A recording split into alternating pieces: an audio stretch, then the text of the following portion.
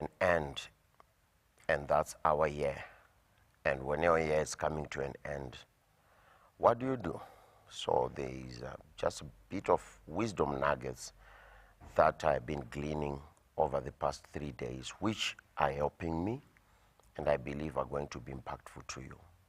What do you do when you are going to wrap up your year in a good way? Number one, when a year is coming to an end, count your losses. Check your resolutions, your goals, your targets. You must always have annual goals and annual targets. It's paramount. But when you list down your goals, your targets, you have to then introspect and count your losses. How many things in your plan booklet did you accomplish? And how many things in your objective planning did you fail to achieve? Count your losses. Don't just walk out of your way, out of your year, as though you just living life and you just whiling up time waiting for the day you depart from your body. You have to be objective and you have to be sincere with yourself and make sure you are progressive year after year. So check your losses. How many friends did you have when the year started? And how many friends are still with you? How many deserted you? Why and how? If you were in a relationship with somebody, what went wrong? What are your contributions to the failure of that relationship? And is your decision making right? Is your judgment okay? Are you going to repeat the same mistake? So when the year is coming to an end, count your losses. But again, when the year is coming to an end, count your gains, count your successes. And the first success is you are alive right now. So you need to thank God that you made it through, because not many people ended the year. I buried my uncle in June. That's life. And he wasn't way too old. He was around 67. But he left the earth, a man that had lived life with my late father, a man we had partially lived life with. So in the evolution of life, you start as a little baby in diapers, then you start crawling, practicing to walk, practicing to talk, teeth coming out, getting vaccinated, become a toddler, go to grade 0, go to kindergarten, go to grade 1, and you finish your grade 7, you go for your ordinary level, your advanced level, and if you are intelligent enough and dedicated enough, you go to the university or tertiary institution. You find a career, you marry, you have kids, you start growing, chasing after targets, having a shelter of your own, driving a car of your own, trying to accomplish your dreams, being happy, going on holidays, and before you know it, you are 40, you are 50, you are 60, and your body is starting to break down, preparing to exit your soul back to its maker. That's life. So what are your successes? You have so many. The first success is life itself. People who died this year did not plan to die. Even those who committed suicide, when the year started, they were not planning to commit suicide. But life happened. Life is a great teacher, but only to the strong. To the weak, it may not teach, it may eliminate. So you have to celebrate yourself for making it through the year. And number 2, you have to check the goals you achieved, the targets you bagged in, and you have to celebrate every success. Celebrate finishing that degree, that master's degree. Yesterday we had graduation by our church from our school of ministry, and we kept quite a number of people, and that's a success. So you don't only focus on your losses, you also take stock and introspect your successes. And when you introspect your successes, two things are involved. Number one, you need to give God thanksgiving. You need to thank Him. God is moved by gratitude. People are sincerely appreciative toward Him. How many good things did God do to you and for you this year? Life, health, strength. Some had babies, some wedded. You need to thank God. If you can't thank God for what you have right now, you are not going to move Him to give you more in the coming year. Let me repeat. If you can't thank God over what you have right now, you are not going to move Him to what you are aspiring to have in the coming year. God is moved by gratitude. Being ungrateful is a big piece off to not only the angels of God, but God Himself. Even you as a human being, if you try to help somebody and the person is always grumbling, is always unappreciating, always bitter and over-expecting, and the person does not even give you a simple thank you. You help a person, says, that's not what I was looking at. I was looking for more. It's a big, big turn off. Don't be turned off and don't be put in a position where you lose your focus to praise Him and thank Him. Thank Him for the accidents that did not happen. Thank Him for the diseases that did not show up. Thank Him for the nights you went to bed and woke up alive and strong. Thank Him for your sanity. Thank Him for your emotional sanity as well. Thank Him for all the things that you achieved, even the things you think are little. There's no little miracle from heaven. Every miracle is big. Some before you had migraine headaches, where are they? They're gone. Some before you were jobless, you got a job.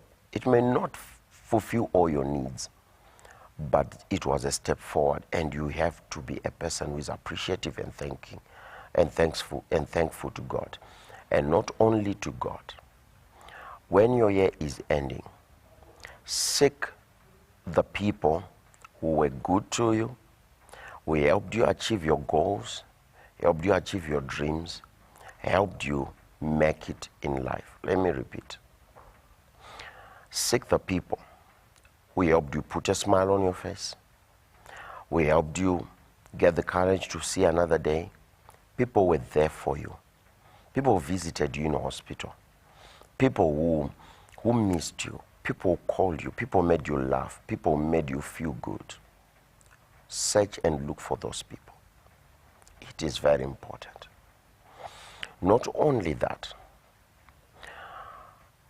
thank your parents for what they didn't do this year, but what they did from your childhood. Pregnancy is stress.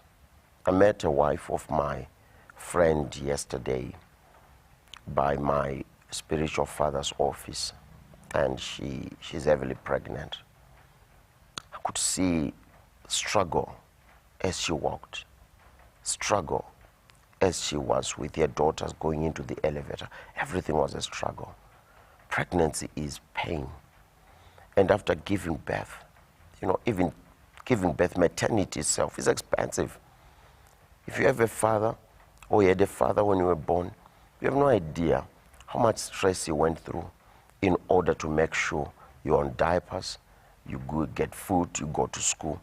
Parents were so essential in the fundamental level of your life. Don't allow any year to pass by without going to thank your parents.